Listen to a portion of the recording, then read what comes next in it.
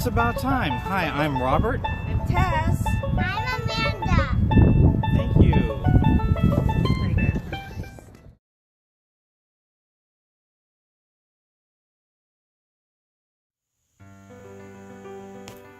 Good morning. Today's date is Saturday, April 13th, 2019. It's 7:15 in the morning. This is my opinion on the book called Pizza at Sally's by Monica Wellington. I really like this book. I enjoy reading it to the children, especially kindergarten, first and second grade, because with this book, you can open up to many different topics about many different things. I like that you can talk about this book and you can leads into talking about the food pyramid at a later time, vitamins and minerals, and fruits and vegetables. There's a sideline story I like talking about why the English are called limeys, about vitamin C and scurvy, about trying different types of foods such as cheese and meats and fruits and vegetables. Also, it's really nice that you can talk about this book and encourage children to learn about cooking and measuring, and it's a really awesome book. I always encourage the students to try different types of foods when they recall the recollection of the different types of foods when they tried when they were perhaps 2 years old versus when they were 5, that our bodies changed our food choices and what we liked then versus what we like now. For example, when I was young, I didn't like tomatoes when I was in kindergarten, but the time I was in middle school, I really enjoyed tomatoes. So giving that example, a lot of them could remember what they liked then and how much things have changed and what they like now. During my story reading, I'll try not to branch off too much, but I like to talk a little bit about different things as I go through the book to keep the children engaged and interested and have some feedback from them. So it's a fun learning experience and they can make a connection to what I'm saying. Alright, well that's pretty much it. Thank you very much for listening, and I really hope that you enjoy the book. Sorry my voice is a little raspy and I think I'm coming down with a cold, but I wanted to do this review first because I like the book so much. Perhaps later I'll re-edit this and do it another time, but we'll see. Good Thanks morning, again. everyone. Today I'm going to read Pizza at Sally's by Monica Wellington. With me I have Amanda here, and I dedicate this book to all the boys and girls who love pizza. I really enjoy this book. This is a reading level 2.4, and it's an accelerated reader, so those who have subscribed to the subscription can take a test and answer questions and do that sort of thing.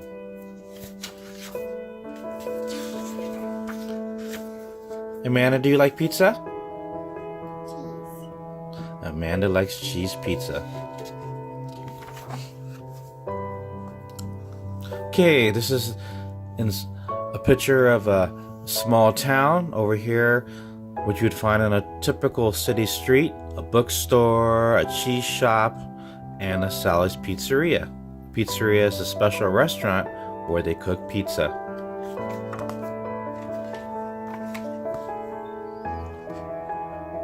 Sally the pizza maker grows tomatoes in her community garden in the city. These tomatoes are for pizza. And there she is. She's picking the tomatoes, and they're going to be used in the pizza sauce for the pizza.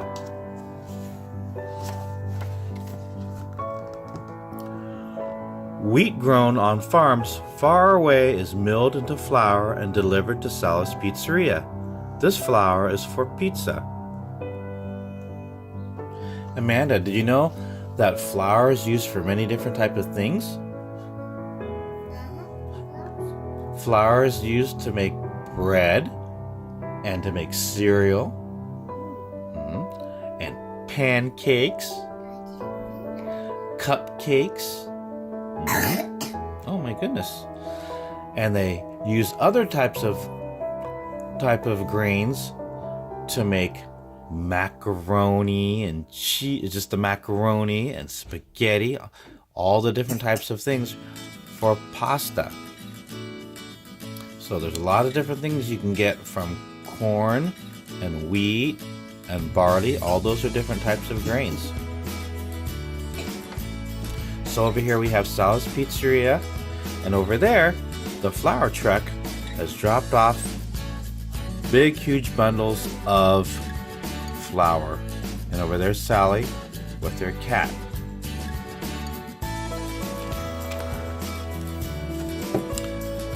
Milk is made into cheese and sold in the shop next door. This cheese is for pizza. I always ask during the story, Amanda, I ask the boys and girls if they like cheese, and the majority of the kids say they like cheese, but out of about 35 students, there's always about 2 or 3 who say they don't like cheese. And I ask them, do you like pizza? And they say, yes. And I said, did you know that there's pizza? There's cheese on pizza, and that's made with milk. So, and there's other things that people like called mac and cheese. I know you love macaroni and cheese. So there are many different types of cheeses. There's hundreds of different types of cheeses that taste really good. You may not like one particular type of cheese, but there are many other different types. Like American cheese, there's Swiss cheese, there's cheddar cheese, mozzarella, there's string cheese. There are many different types of cheeses. Just like at the store that's next door to Sal's Pizzeria, there's many different types. So if you don't like one particular type, you can try a different type and you might like that. I always encourage students to try different types of things, especially different types of cheeses. I'm going to go back over here. These are the things that you can get from milk. There's cream. You can drink milk. There's right there. There's cream cheese. There's ice cream, and everybody loves ice cream.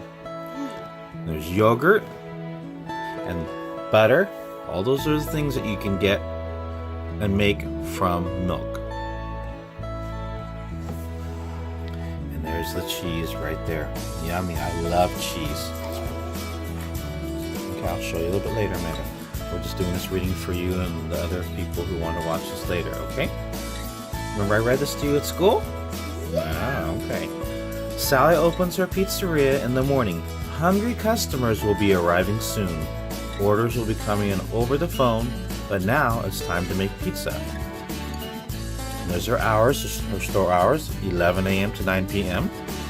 There's her menu, the different type of pizzas that she makes, and these are some of the ingredients that are necessary to make the pizza. There's flour, yeast, and then there's cheese, tomato sauce, and tomatoes. There are many different types of ingredients to make pizza. Now, in some other big pizzerias or pizza restaurants, they have different people who make the pizza. They're called cooks, and they have a person who handles the money called a cashier, and someone who just answers the phone. But in this story, she's doing everything. Now, in this story, it's called realistic fiction. Some things can happen really true, and some things that really cannot happen because of certain rules. Like, for example, there's this cat that's over here that in real life you really can't have a cat in a restaurant, because you know why they can't have a cat or a dog in a restaurant, Amanda? Speak up a little louder, please. Well, they might eat the food, right? But cats and dogs have hair, and that could shed and get into the food. And I don't think anybody wants any cat hair or dog hairs. And even Sally, she has a special hat, so her hair won't get in the food. And over here it says buongiorno. That means hello in Italian. And there's what it says, hello. So you're not supposed to have animals in the restaurant. And this is how they make the pizza. Cut, chop, stir, and simmer. These are all good cooking smells in the air. Sally makes her tomato sauce. And there are lots of different things that go into making a good pizza. As I said before earlier, there's tomatoes, there's mushrooms. Some of you may or may not like mushrooms. There's different vegetables, onions, and a whole bunch of different things that make a pizza special. Some people add salt and pepper, and and what makes one restaurant different than another restaurant is their pizza sauce. Hang on just a moment, please. We'll talk about that a little bit later, okay? Measure and mix with water and yeast. Sally starts the dough for her famous pizza crust. And this is really important, boys and girls. When you're older, and even now, we have special books in our library that can help you learn how to cook with your parents or your guardians. There's measuring spoons right here, and then there's oil, and these are the measuring cups that you need to measure the different types of things that you might need to measure, like the water, or you might need tomato sauce, or whatever you need to measure. You have to measure the right amount. Now, what makes a restaurant important is their menu and their recipe. You always want to have the pizza taste the same way. You don't want one day you come in, the pizza tastes really, really, really good, and another day you come in, the pizza is too sweet or it's too salty. So you want a consistent recipe so it always tastes the same way. So you have to make sure if it says 1 cup of water, you need to have 1 cup of water. If it says you need to have 2 tablespoons of salt, then you need to have that exact amount, because if you keep changing the recipe, it will taste different every single time you come in, and you don't want that. You want to have exactly the same thing all the time. Now, there's the cat right there. Like I say, is he really supposed to be next to the food, Amanda? No, he's not supposed to be next to the food. But book is just pretend. Yeah, he's helping. Push, pull, punch, and pound. She kneads her stretchy dough and leaves it to rise.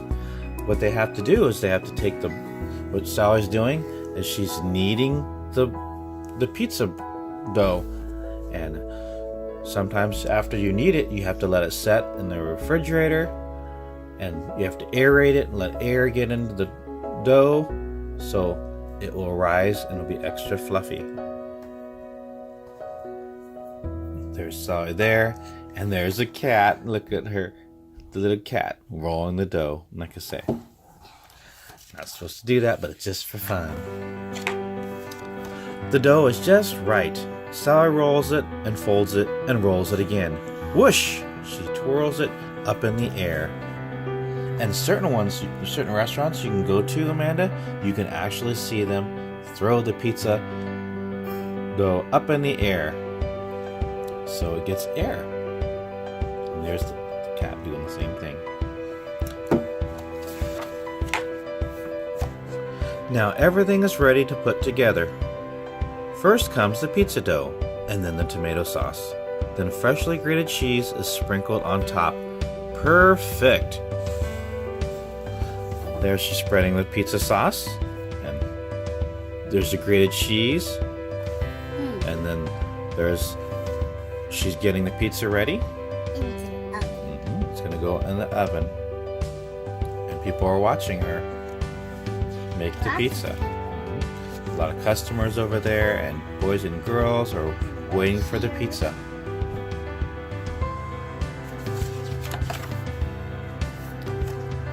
Sally slides her pizza into the hot oven.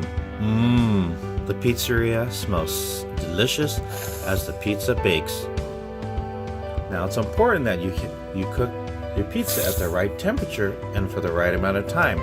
If you put the pizza in the oven too long, what will happen, Amanda? Burn. It will burn. That's right. Good job. And if it's not hot, the pizza won't cook thoroughly. So you want to make sure it's in the right time. The pizza's in the oven the right amount of time, and it's at the right temperature. Out it comes, bubbly and hot. Quick, slice up the pizza, and it's ready to eat. And this one's a pizza for deliver. Someone ordered the pizza on the phone, and someone's going to deliver it to their home. And there she is, cutting it up and getting ready to box it. Pop the pizza into a box. Some customers take theirs home to eat. Some have it delivered. Sometimes it's good if you just want to have a pizza delivered to your house, Amanda, so that way you can sit home and watch a movie and relax, and you might just be tired. Sometimes it's actually good to go out and have fun and go to the pizzeria, because sometimes they have big, huge screen TVs, and they're watching a game or watching something. Maybe you don't have that particular cable channel, so you get to watch things, or a sporting event. Or sometimes you might meet your friends and other family there. Just like when we go out, sometimes we go and we meet other people as well. So here we are. There's Sally right there, and the boys and girls are picking up pizza, and the other people are going to go there and eat at the pizzeria. But eating pizza right here at Sally's Pizzeria is best of all. It's fun to get together and meet with friends and family and have pizza and do things. Sometimes they have video games too and do other things. And there they are. They're eating the pizza. The boys and girls are eating the pizza.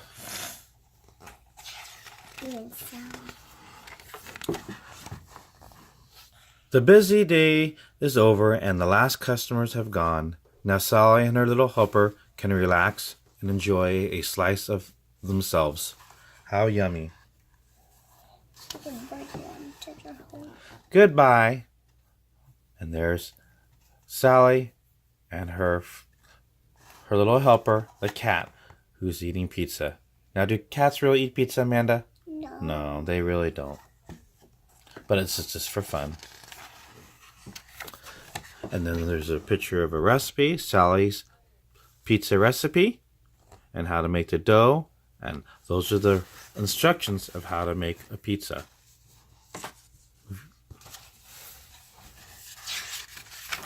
The end. Please like, share, and